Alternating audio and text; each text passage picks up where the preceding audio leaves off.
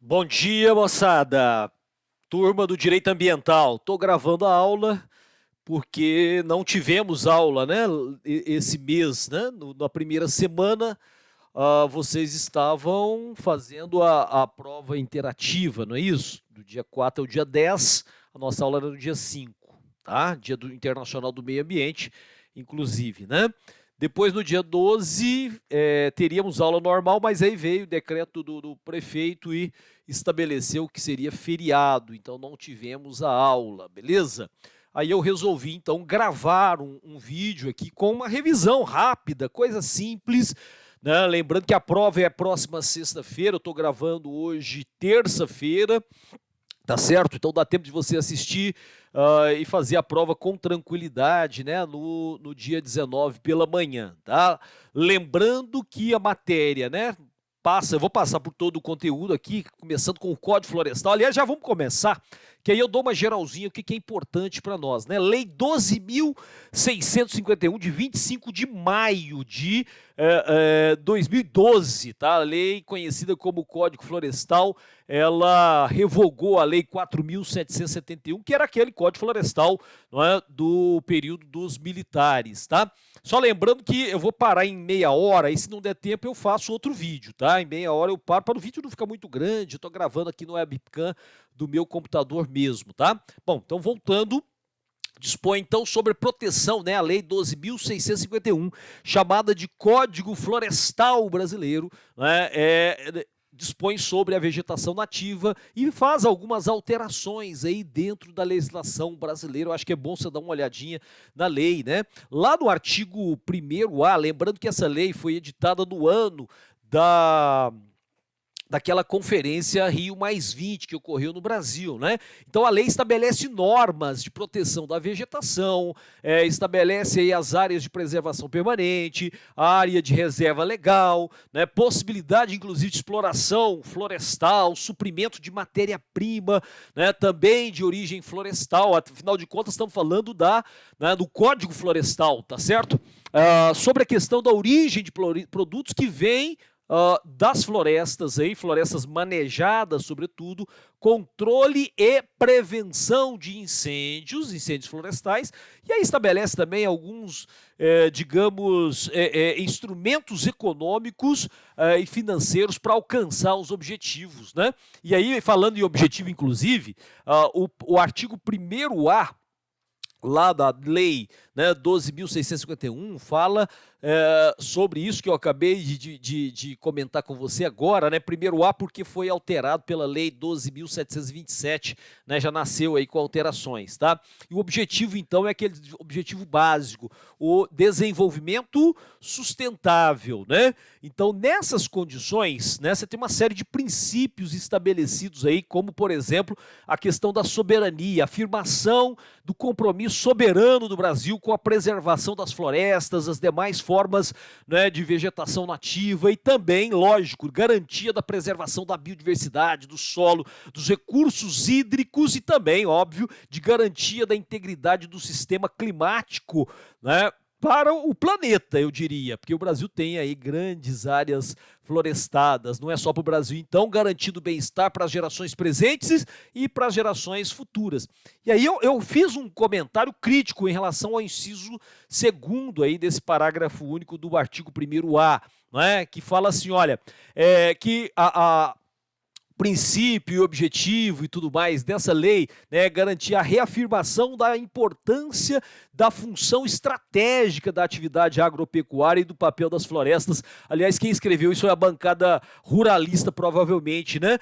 E demais formas de vegetação, né? Formação, principalmente na garantia da sustentabilidade, no crescimento econômico e a melhoria também da qualidade de vida da população brasileira e na presença, agora que vem a cereja do bolo, né? A presença do Brasil, do país, nos mercados nacional e internacional de alimentos e bioenergia, reafirmar o país como um país, digamos, primário exportador periférico, né? Ainda dentro dos princípios, a ação governamental de proteção e uso sustentável de florestas, consagrando, portanto, um elemento que eu falei muito com você em sala de aula, né?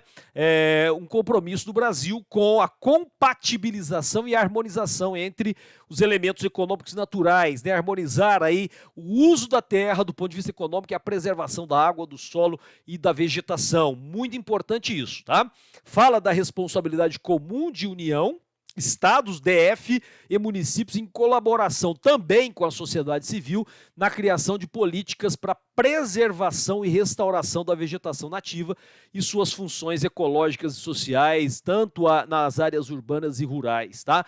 Muito cuidado, porque aí a lei traz a APP, que serve tanto para a área urbana quanto para o rural, quanto as reservas legais, que são só para as áreas rurais, tá? Ainda dentro do princípio, fala de fomento à pesquisa científica, coisa que não está acontecendo direito, né? E tecnológica na busca da inovação para o uso sustentável dos recursos, solo, água, recuperação e preservação das florestas e formas de vegetação nativa existentes do Brasil. Ainda fala da criação e da mobilização de incentivos econômicos para fomentar a preservação e recuperação da vegetação nativa no país e para promover também o desenvolvimento de outras atividades de forma sustentável, né? Lá no artigo 2º da lei, no artigo 2º, fala que as florestas existentes no Brasil, no território nacional e as demais formas de vegetação nativa reconhecidas como terras que revestem aí esse espaço, né, importante aí do ponto de vista da garantia, né, do equilíbrio ambiental, né, são bens de interesse comum, tá, de todos os habitantes do Brasil, exercendo-se, portanto, os direitos de propriedade com limitações que a legislação geral aí ela estabelece, tá? Então é importante pensar nessa lógica também. Lá dentro desse quadro do artigo 2º, lá no parágrafo 1º, né, fala da utilização, né, na utilização e exploração da vegetação, as ações ou omissões contrárias às disposições estabelecidas no Código Florestal, né, são consideradas, portanto, de uso irregular da propriedade, né, aplicando-se aí procedimento, portanto, sumário que está previsto lá no Código de Processo Civil, tá bom? Então é importante, né? Óbvio que aí tem responsabilidade, né, civil, entre outras responsabilidades administrativas, civil e penal também, né? Lá no parágrafo 2º, ele fala que as obrigações previstas na lei são de natureza real e são transmitidas ao sucessor de qualquer natureza, no caso de transferência ou posse, né, propter rem, nesse caso, lembra disso, tá? Trouxe algumas definições importantes lá no artigo 3º, e eu havia comentado isso com você, né? Olha, importante saber alguns conceitos importantes, do tipo Amazônia Legal, né, que envolve os estados, lembra dos estados? Acre, Pará, Amazonas, Roraima, Rondônia, Amapá, Mato Grosso e regiões situadas ao norte do paralelo 13 graus sul, né, dos estados Tocantins e Goiás, e o oeste do meridiano 44 graus oeste, né, do estado do Maranhão. Então isso é importante saber o que é a Amazônia Legal, criada na década de 60, salvo engano, 1966, tá? Então é importante aí para garantia da preservação, né? Fala-se também de APP, né? A Área de Preservação Permanente, que é uma área protegida, né, coberta ou não por vegetação nativa com função ambiental, de preservar principalmente os recursos hídricos, a paisagem, a estabilidade geológica, a biodiversidade, né, facilita também o fluxo gênico, né, a reprodução da fauna, da flora, protege solo e assegura, como se espera, né, a ideia é essa, o bem-estar das populações, né, então isso é importante. E aí é fundamental que nós tenhamos a noção desse quadro aí, né? Que a Amazônia Legal foi criada, né, lá em 1966, como eu disse para você, né? Então é importante a gente observar isso, tá? Bom, mas outro conceito importante aí seria o conceito de reserva legal. Lembra que eu falei reserva legal só para área rural? A APP pode ser área rural e área urbana. E aí nós temos uma área considerada reserva legal, área localizada no interior de uma propriedade ou posse rural, também delimitada aqui nessa lei 12.651, né, com função de quê? De assegurar o uso econômico de modo sustentável, né? Lógico, sempre falando do uso sustentável dos recursos naturais, daquele imóvel, obviamente, auxilia também a conservação e a reabilitação de processos ecológicos, tá? Promovendo, portanto, a conservação da biodiversidade, bem como abriga, portanto, né, parte da fauna silvestre e da flora nativa ali, tá? Bom, esses são os conceitos muito importantes. Tem mais. Área rural consolidada, né? Não falei que é tão expressiva, lembra aquele dia?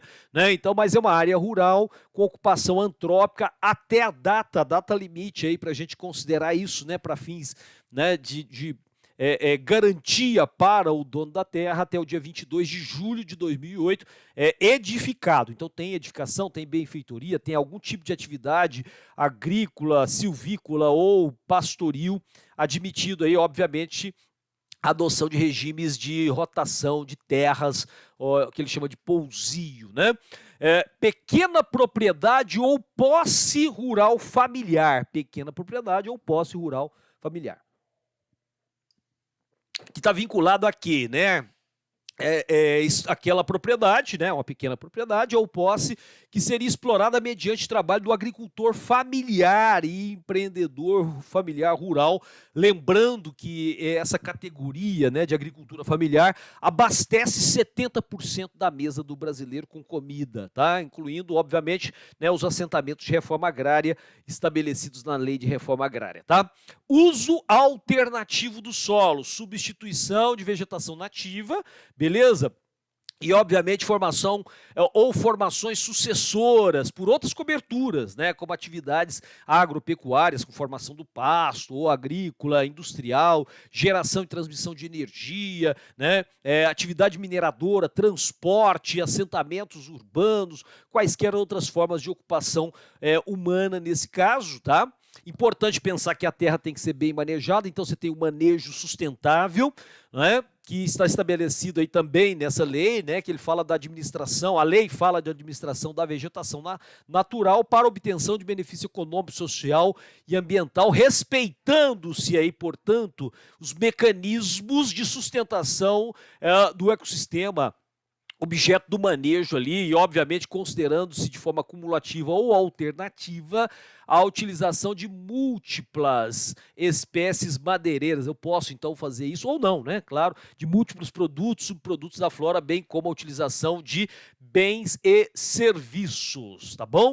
Então é importante pensar nesse quadro, quando ele delimita lá no artigo 4º, é bom dar uma olhadinha no artigo 4º, tá? Ele delimita aí as áreas de preservação permanente, né? Então ele fala, considera-se permanente, tá, em zonas rurais ou urbanas. Lembra que eu citei agora mesmo, né? Faixas marginais de qualquer curso d'água natural perene ou intermitente. Intermitente é aqueles rios que secam, excluídos aqueles que são efêmeros, do tipo enxurrada. Enxurrada não é rio, né? Então não vou fazer nenhum tipo de preservação nesse sentido. Pelo contrário, enxurrada é um problema, né? Desde a borda, né, da calha ali, até o leito regular, né? E aí vem as larguras, né? Por exemplo, se você pensar em largura, não precisa decorar isso não, tá? Mas tá 30 metros para os cursos de água com menos de 10 metros de largura, tá? Eu tenho que preservar 30 metros de cada lado. Se você tem uma preservação de 50 metros, é porque o rio tem mais de 10 metros, né? Tá entre 10 e 50, tá? Para rios que tenham entre 50 e 200 metros, aí eu tenho que preservar 100. Tá certo? Se o rio tem entre 200 e 600 metros de largura, eu tenho que preservar 200. E se o rio tem mais de 600 metros de largura, eu tenho que preservar 500 metros, tá? Então, cuidado com esses detalhes, mas não tem que ficar decorando. Você pode pesquisar isso na lei depois, né? Bom, áreas do entorno de lagos, lagoas naturais em faixa com largura mínima, tá? Então você vai ter uma largura mínima ali, 100 metros em zonas rurais, tá?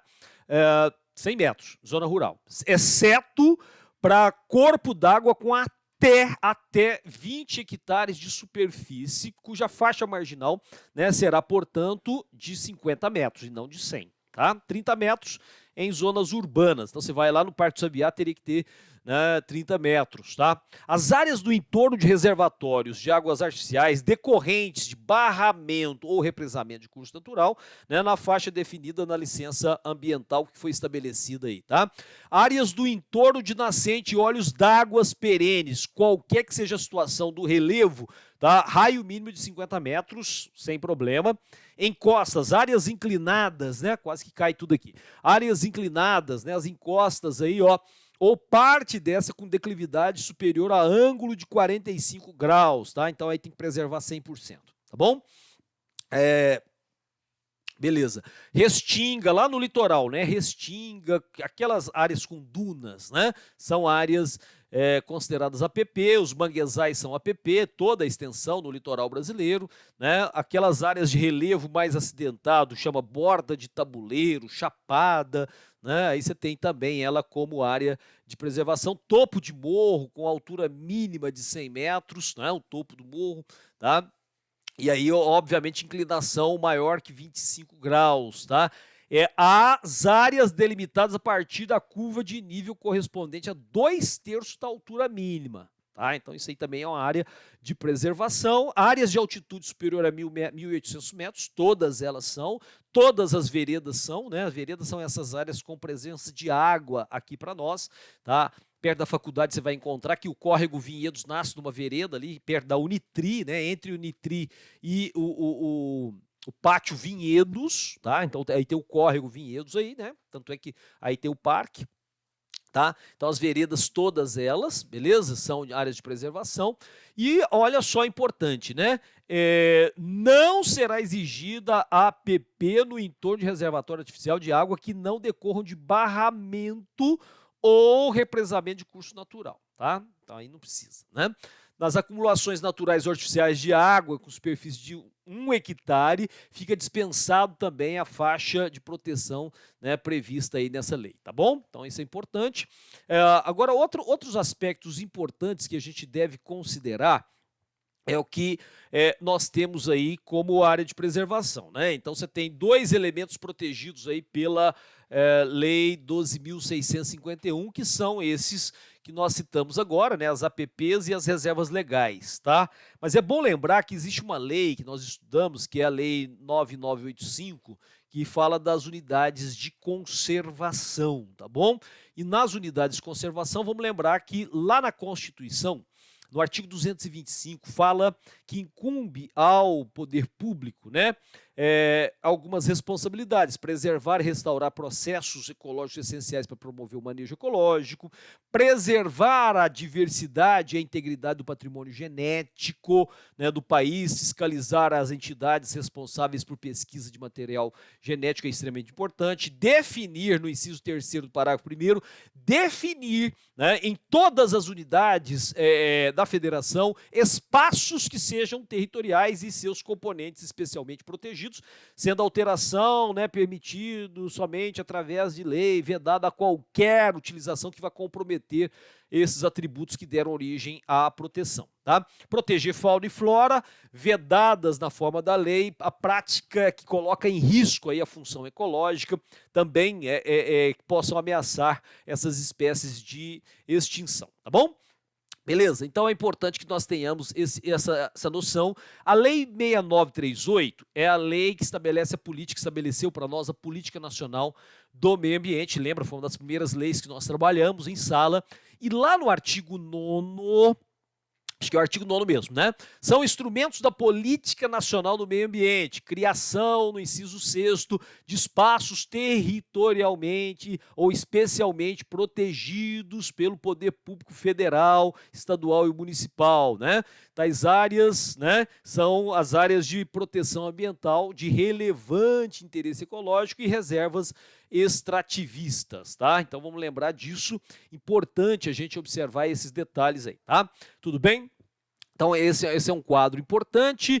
A Lei 9985 é a lei que estabelece o SNUC no Brasil, né? Então ela regulamenta esse parágrafo 1º do artigo 225, nos seus incisos 1, 2, 3, e 7, acho que 7, depois dá uma olhadinha lá para nós, né?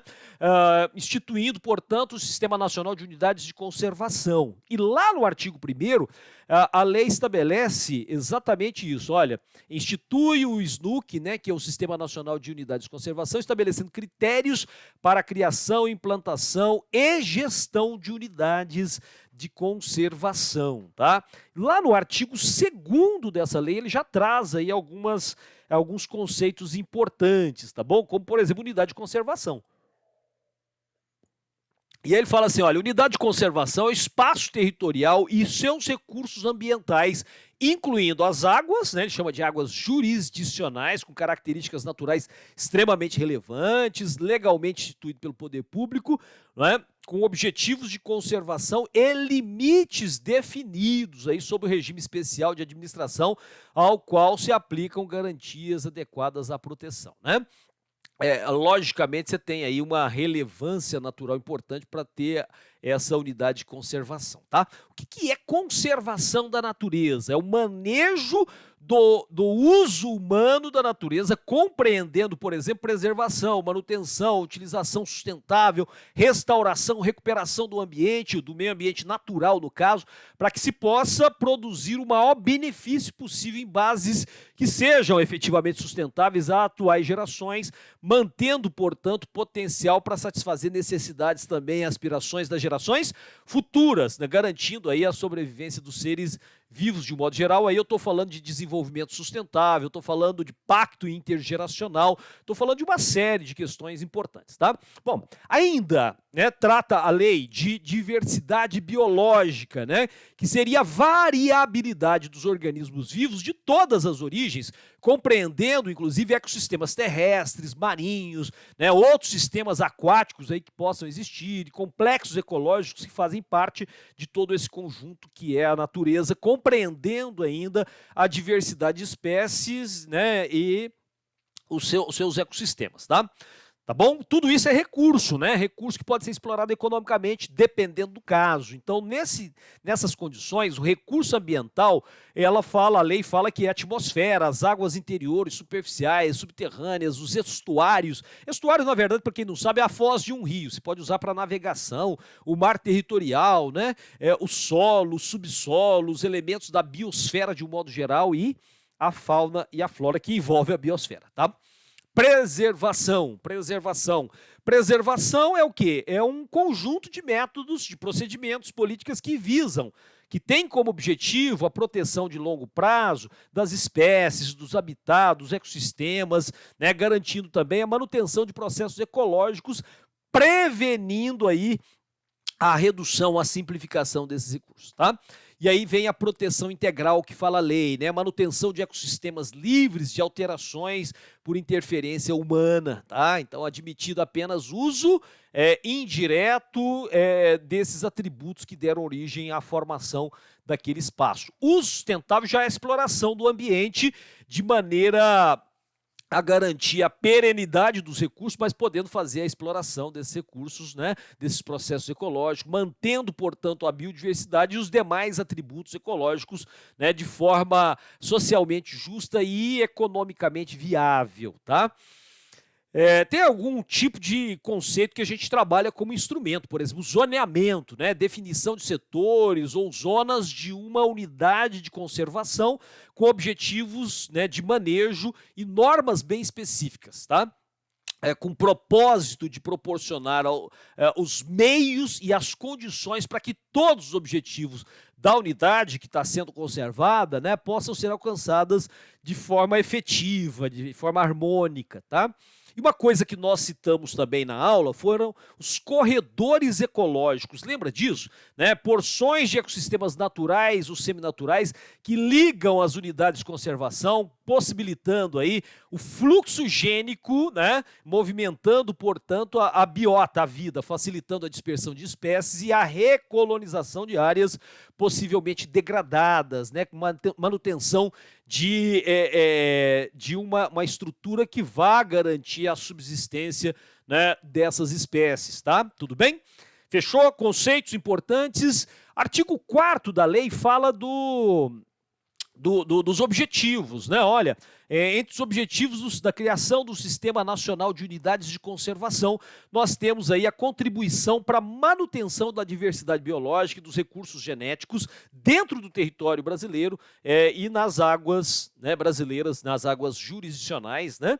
Além disso, garante também a proteção de espécies ameaçadas de extinção no âmbito regional e nacional, contribuindo para a preservação e a restauração de diversidade de ecossistemas naturais, promovendo ainda como objetivo o famoso desenvolvimento sustentável que eu falei para você, né, mais de uma vez aí, né, nas nossas aulas, tá? Promover também a utilização de princípios e práticas de conservação da natureza, né, no processo de desenvolvimento econômico, tá bom? Proteger paisagem natural, né, pouco alterada, né, que tenha uma beleza cênica maravilhosa, tá? Proteger, portanto, também as características relevantes da natureza geológica, geomorfológica, que tem a ver com relevo, espeleológica, né, que são as cavernas, arqueológicas, os sítios arqueológicos, paleontológicos, e cultural. Faltou o solo, né, também, tá? Proteger aí, mas ele fala em vários outros momentos, tá? Proteger e recuperar os recursos hídricos e edáficos. Edáficos é aquele relativo à formação do solo. Recuperar a restauração, recuperar o processo de restauração aí dos ecossistemas degradados também, tá? Garantir esse quadro, proporcionando aí meios incentivos para atividades de pesquisa, estudo, monitoramento e assim por diante, né? Valorizar econômica e socialmente as diversidades, a gente pode tratar no plural, tá?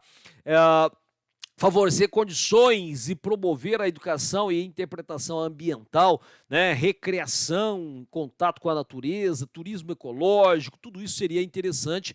Proteger os recursos naturais, principalmente, né, que garantam aí o equilíbrio ambiental, necessários à subsistência de populações tradicionais, indígenas, quilombolas e assim por diante, povos da floresta de modo geral, respeitando e valorizando seus conhecimentos locais, né, a cultura, né, e promovendo essas comunidades de forma social e econômica, tá? Então é importante pensar isso.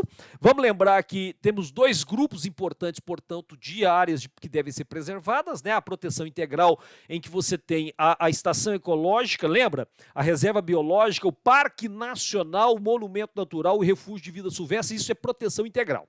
As de uso sustentável, aí, que podem ser usadas economicamente, são as APAs, as áreas de proteção ambientais, a área de relevante interesse ecológico, as florestas nacionais, as reservas extrativistas, as reservas de fauna, a reserva do desenvolvimento sustentável e a reserva particular do patrimônio natural, tá? Então, quando eu falo de proteção integral, então possui como objetivo principal, né, básico aí, preservar a natureza, sendo admitido apenas uso indireto, que eu falei agora mesmo, né, dos recursos, com exceção, né, de casos que são permitidos pela lei, tá? Então, logicamente, aí eu vou sempre aplicar a lei mais restritiva. Uso sustentável, né, que aí eu vou ter a compatibilização da conservação da natureza com o uso econômico dessas áreas, tá? Então, logicamente, tem um caráter protetivo também, beleza? Bom, categorias de unidades de conservação. Então, as unidades de conservação do SNUC se dividem em dois grupos, que eu falei agora, proteção integral e uso sustentável. O objetivo, né, é preservar a natureza, admitindo, portanto, o uso indireto nas áreas de proteção integral, tá? Logicamente, não pode explorar os recursos do ponto de vista econômico, né? O objetivo da unidade de conservação aí é a compatibilização da conservação da natureza com o uso econômico. E lá no artigo 8º, você vai encontrar o quê? As unidades de proteção integral, composto, né, pela estação ecológica, a reserva biológica, o Parque Nacional, lembra disso, o Monumento Natural, e o Refúgio de Vida Silvestre, tá? Lembrando que a estação ecológica tem como objetivo a preservação da natureza e a realização de pesquisas científicas, né? É posse e domínio público, tá? Sendo que as áreas particulares aí incluídas, né, serão desapropriadas para atender o que dispõe a lei, tá? É proibida a visitação pública, exceto para fins de objetivo educacional. Inclusive, nós falamos isso também muito em sala. Pesquisa científica depende de autorização de órgão responsável pela administração da unidade, tá? Na estação ecológica, só podem ser permitidos, na estação ecológica, tá? Alterações dos ecossistemas, no caso de medida que vise a restauração de um ecossistema modificado, manejo de espécies com o fim de preservar a diversidade, coleta de componentes do ecossistema com finalidades específicas, né? E pesquisa científica com impacto sobre o meio, né? Não pode ser feita, desde que você tenha aí um objetivo bem específico, tá? Tudo bem? Então, vamos fazer o seguinte, ó, eu vou parar em 30 minutos, aí eu continuo na sequência, tá? A aula, e eu vou começar no próximo em reserva biológica, aí eu gravo mais 30 minutos, tá bom? Então, valeu, até daqui a pouquinho, fazer um intervalinho.